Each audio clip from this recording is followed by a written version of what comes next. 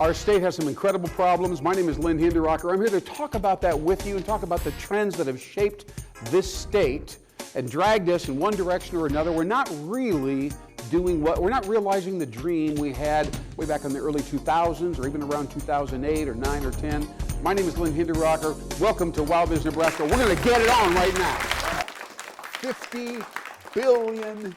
That's how much Disney lost recently. And let me tell you, ladies and gentlemen, as you watch me right here, my name is Lynn Hinderaker on Wild Biz, Nebraska. Disney assured its investors only 3 years ago in 2021, everything was pretty cool. The balance sheet looked good. There was some profitability. The streaming was coming along okay. The Disney parks seemed to be okay. Now, all of a sudden, there is chaos, and they are firing senior managers left and right, including Bob Iger. Again, this is Wild Biz, Nebraska, and I'm going to talk to you about the revolution that is quietly going on around you even as we speak. Now, let me talk to you a little bit about this, all right? The key, by the way, I forgot to tell you, Wendy's, huh? Everybody knows about Wendy's. We all love Wendy's. They've been around a very long time. David Thomas is gone, but Wendy's continues on. Wendy's is getting ready to get rid of their CEO and their top leadership team as well. Also, Alphabet, all right, a major healthcare organization letting their senior leadership out the door. Now, what's going on here exactly? These people don't realize what is happening around them. There is bubbling frustration, both with customers and employees about the company, but they have kind of insulated themselves away from all this input and this frustration, right? And then it finally reveals itself on the P&L. There is no profitability. They're borrowing millions from people all over the country, all right? And then all of a sudden, by that time, it's a little bit late, right? So this is a very interesting, a pattern. It's a trend, if you will.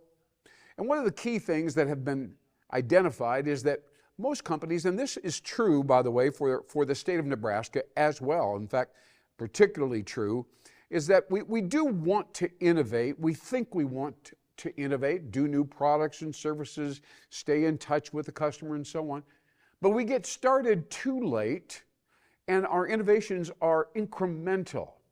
All right, now let's just quickly say, in other words, a feature is improved upon slightly, and they'll say, okay, that's really good. Just roll that out and we'll be fine.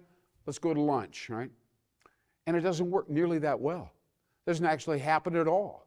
Many times they don't do the single most revolutionary thing that I'm going to mention to you today, tomorrow, last year, whatever it is. This is the most revolutionary thing they could possibly do and you could possibly do at your company right now. And that is to find somebody, hire somebody to go out and talk to your customers. It seems so rudimentary, right? Go out and talk to the customers privately, behind closed doors, individually, and every time they say something, the answer from the interviewer, customer interviewer, is going to be, that's very interesting. Why? Why do you say that? How do you feel? Why do you feel that way? Right? And then here we go. Say, well, instead of talking about rational logic, they're slightly better than this guy and all that kind of stuff, right? That doesn't mean anything. That doesn't ever show up in your strategic plan. But here's the question that will get to the truth. And that is, if your company, right, were, let's say, a truck or a vehicle, would it be a Mercedes-Benz or would it be a Ford F-150? Now that kind of question, metaphors, symbols, and so on, gets around all the clever left brain calculating, logic, rationale, all that drops off, and now we find out what people really think about you, your company, the future of your company, and so on. All right? So this is the issue. Now, one of the most, I don't want to say wisest, but simply foresighted gurus out there. We heard this several years ago with Seth Godin and others. Kawasaki, in other words, was another one. And here's what they said. Stop selling stuff and start a movement. Stop selling stuff, start a movement. I'm going to use this word, it's an unusual word, be catalytic. Be catalytic. Make something happen, right? And go this direction. If it doesn't work out, then fine, go this direction. But do something, and don't think that some incremental tweak on your product lineup is enough, because it's not enough. It's not enough. Now, speaking of not enough, let's talk about this innovation stuff that I'm alluding to right now. It does take a certain, how do I say this, mindset, right? It takes a certain attitude, how you look at, your company, your customers, your competitors, and yourself. These are all really important things. Now, once again, when you get to the very top, a lot of business leaders get a little uncomfortable with this discussion. But if you take a look around at the companies that are really succeeding and growing double digit, their mindset, this mental attitude, this spirit, shall we say, I'm going to go all the way with that, is the key to success, all right? Oftentimes, the right mindset, you can tell whether somebody says, do we have the right, vibe around here? Do we have the right mindset around here? So the question is, are we fostering leaders? Are leaders naturally emerging up through the ranks, and they're good and they know what they're doing and they came along at the right pace and so on? Are we seeing leaders? Is there a sense of optimism throughout the company, kind of spreads like a wave of water? And does that lead, in fact, to creativity, right? New ideas. People like to sit around over lunch and talk with each other across departments and so on and say, what if we did this? That would be great, wouldn't it? Creativity, actionable creativity, right? And that leads us to innovation. Innovation is the key factor for success in Nebraska. Now, recently, Governor Pillen kind of promised us through the Economic Development Department in Lincoln, Nebraska, said there's something in the works, all right? We have potential because of the agricultural sector. We have the ability, we're going to be able to do some things that are environmentally correct. They'll kind of push us to the front, theoretically. And we're hot on a topic now having to do with leveraging the agricultural sector of our economy. And that is great. That is great. There's a lot of things that could happen, bioenergy, etc.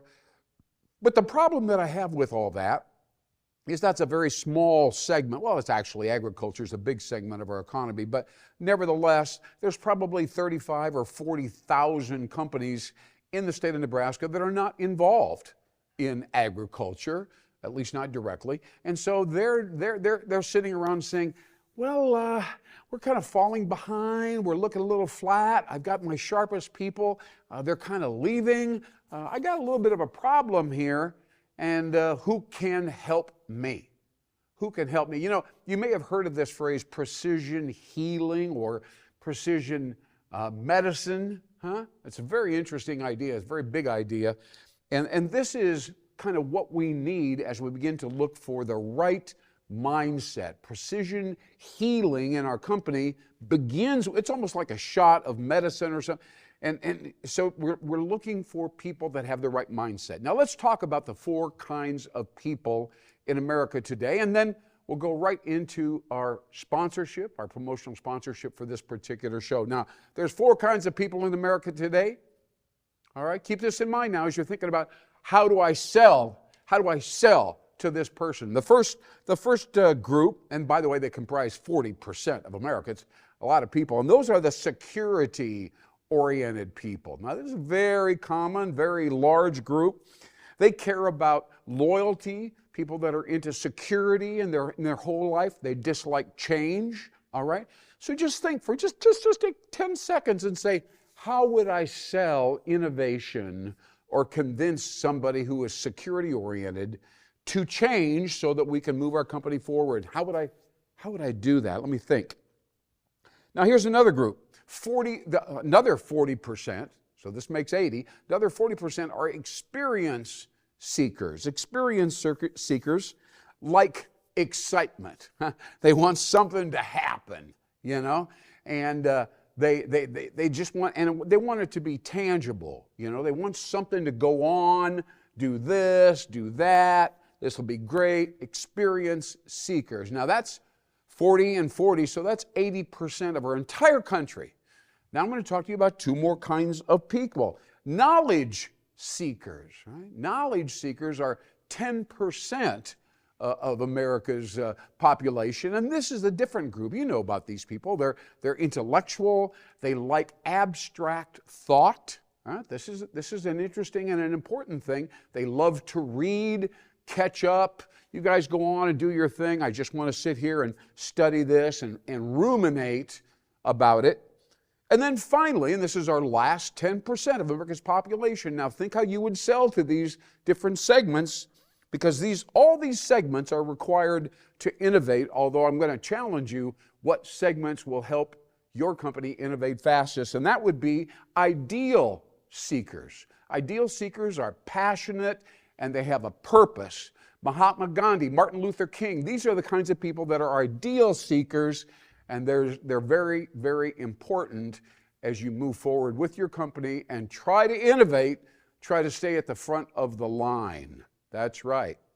So we've talked about the importance of innovation now. We talked about how America is kind of divvied up into various segments. Right here in Wild Biz, Nebraska, I'm Lynn Hinderaker, and I'm here to talk to a particular profession. So if you know any CPAs, if you know any accountants, call them up right now and say, hey, you got to listen up, right? There's something going on right here in Wild Biz, Nebraska. This guy knows something about you, Mr. CPA, and we're going to talk about it now. There's a product that has been created for CPAs and CPA firms. It's called Power Dynamics, with an X on the dynamics. Power Dynamics for CPAs and accountants. And here's what's up. I want you to step back now.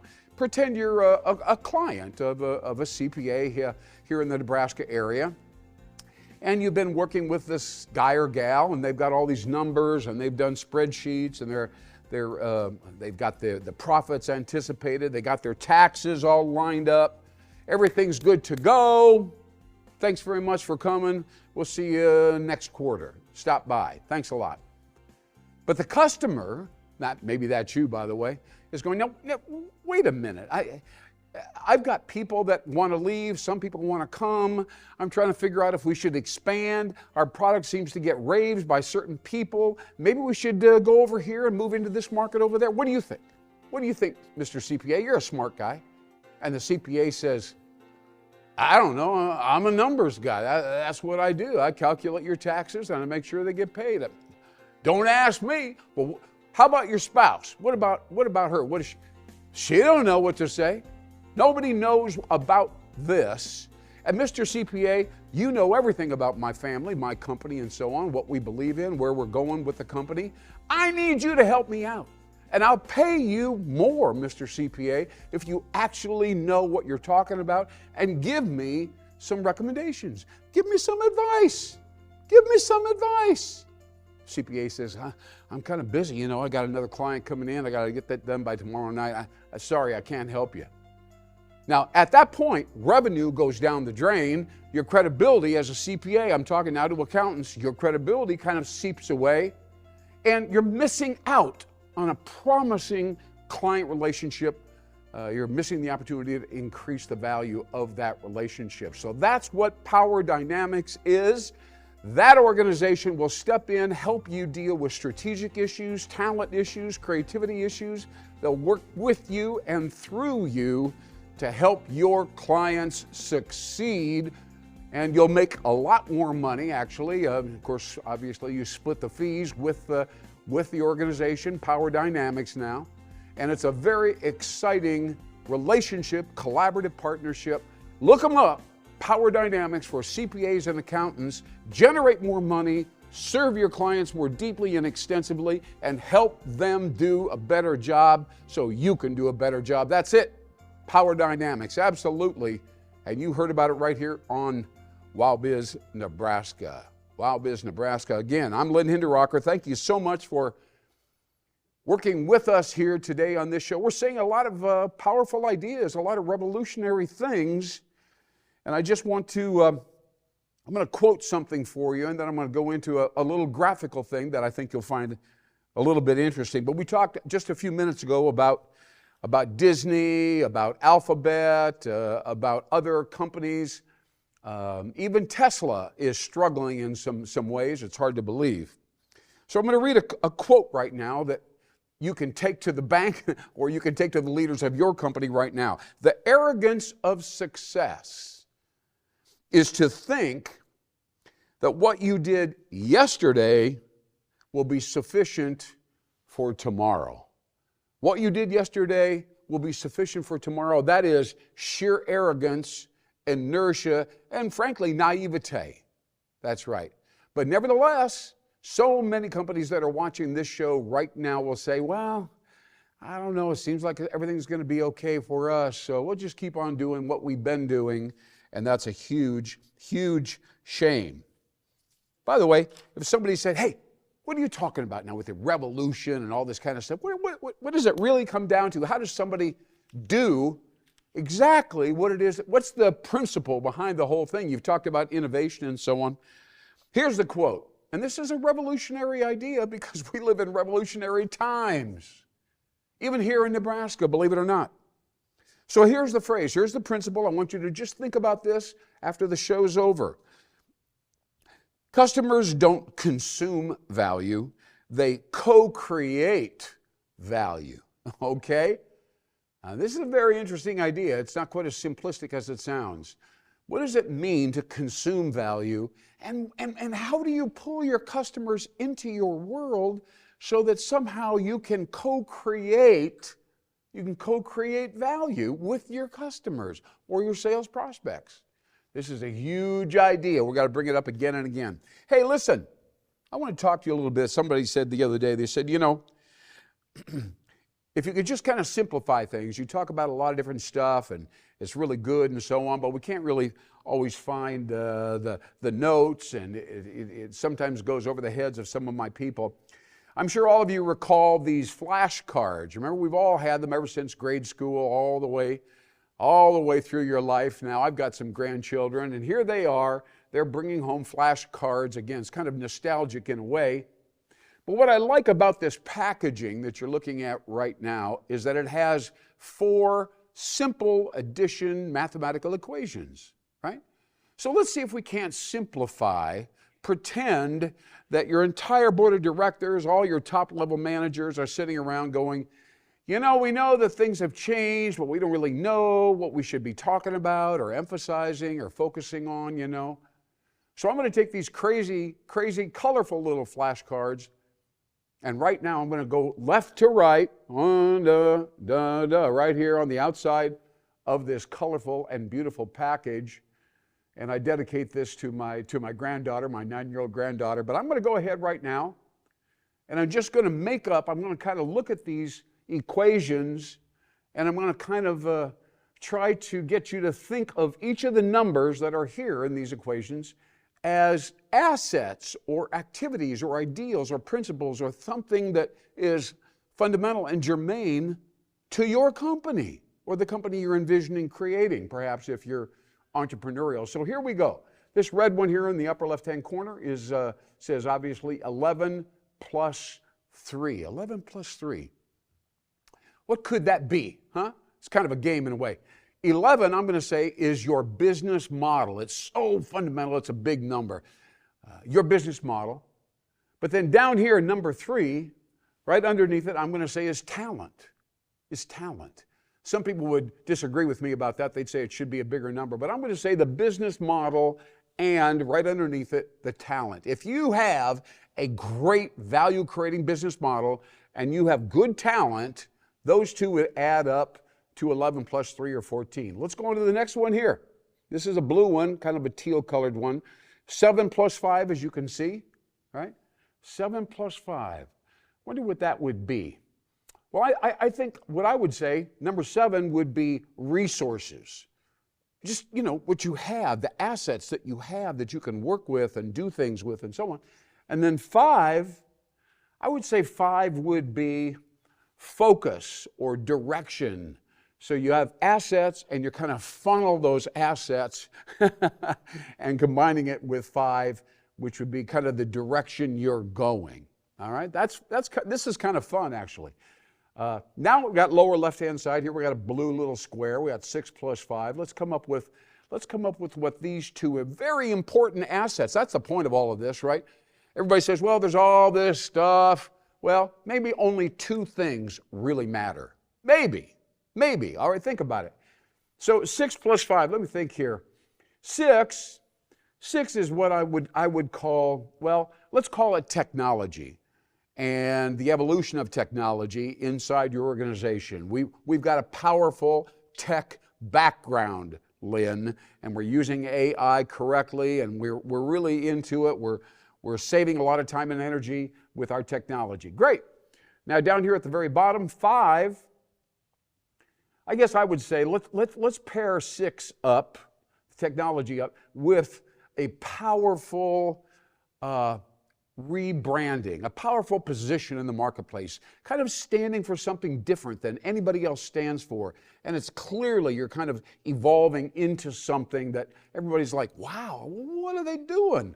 Right? So that's 6 plus 5. That would be a powerful combination of attributes, we'll call it. And now, right? Up here, 12 plus 10, that's a big number, a couple big numbers right there. I'm gonna suggest that 12 would be partnerships and strategic alliances that make your influence, your footprint, your influence much larger than it currently is. You kind of like double up and you share your assets and your resources, and you're really making a big footprint right here because of that strategic alliance. And then this right here, the bottom 10, I'm going to call that loyal customers and loyal employees. So loyalty, meaning, brand building. I love this place. I know they stand for something that actually matters. All right? So there we have all this interesting combination of attributes and qualities, and really I do believe that you can summarize it and drill it down to a couple, 2 that really will drive your company forward. Wow, that's exciting, huh? That's fun to talk about. Hey, a couple quick things. One of the greatest books. Now, some of you are economic developers, some of you are mayors, some of you are on teams or committees that relate to the local community. And I want to show you a book here. I've had it for a while. I should have brought it to you earlier, by the way. It's called Rise of the Rest. That's what this kind of orange book right here is called. Steve Case wrote it, no less. Now, you might remember Steve Case is the guy that invented AOL, America Online, a long time ago. He took a bus, he put this on the outside of the bus, Rise of the Rest, and drove across America and wrote a book at the same time. Pretty cool. It's not the perfect book, but it really is very motivational. And if you ever would like to visit with me personally about Rise of the Rest and economic development in America and Nebraska in particular today, pick up this book, call me, track me down at Nebraska. I'd love to sit down in a quiet, thoughtful environment and read this book with you chapter by chapter. It's a very, very exciting book. It gives us a lot of hope and a lot of a sense of vision, by the way, a sense of vision. Now, as we wrap up here, one of the things that people say to me is what do you think my reputation is? What do I stand for? How do I come across? What's my personal brand? What do people say about me? We get very insecure, So I'm just going to very, very quickly tell you how to assess others and your own reputation in this changing, tumultuous marketplace. I'm going to give you about 8 attributes, 7 or 8 attributes. The first one as a component in your reputation is your ability to attract talented and keep talented people. Wow, that's huge. That's huge. All of you who are in HR would say yes, oh yes. Next one, no surprise, given the theme of this show, is innovativeness. So just think right off the bat, they attract people and they're innovative. Now that's a cool person. That's a person I want to follow to the end of the diving board, huh? Next one, reputation quality, financial soundness. Very, very important. I guess that kind of speaks for itself. They have to be able to pay their bills and create profits and so on and so forth. Next, very important now, this is brand new, community and environmental responsibility, right? Sustainability, diversity, equity, inclusion, all these things that say character. Now, you got to have to actually act on this. These are not just words, but community responsibility. Very important. Use of corporate assets, what you do with the profits that you make. Value as a long-term investment. Now, this is a very interesting thing. You can think about Taco Bell, by the way, 30 years ago. They created enormous value with a value menu, and they've reinvested it in a variety of ways. Quality of management. Well, I mean, I guess all managers need to be high quality, but some are higher quality than others, and a lot of young workers are not thrilled with their boss. And then finally, most obviously, quality of products or services. The quality of products or services. That kind of would be like the first thing, right? The very first thing you're going to say, well, what's their product like, right? Then you say, what's the management like? Well, where are they going? What are they doing with money? Are they part of the community? Have they committed?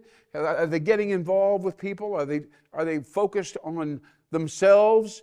Or are they actually out there trying to help sectors of the economy and community and help everybody be happy with their brand? Thanks for watching right here on Wild Biz Nebraska. I'm Lynn Hinderaker. As you know, it's been a great show, and thank you for sticking with me on this show. Please contact us at newbraska.com if you have thoughts or questions or ideas. Thanks so very much one more time. I'll see you next time right here on Wild Biz Nebraska.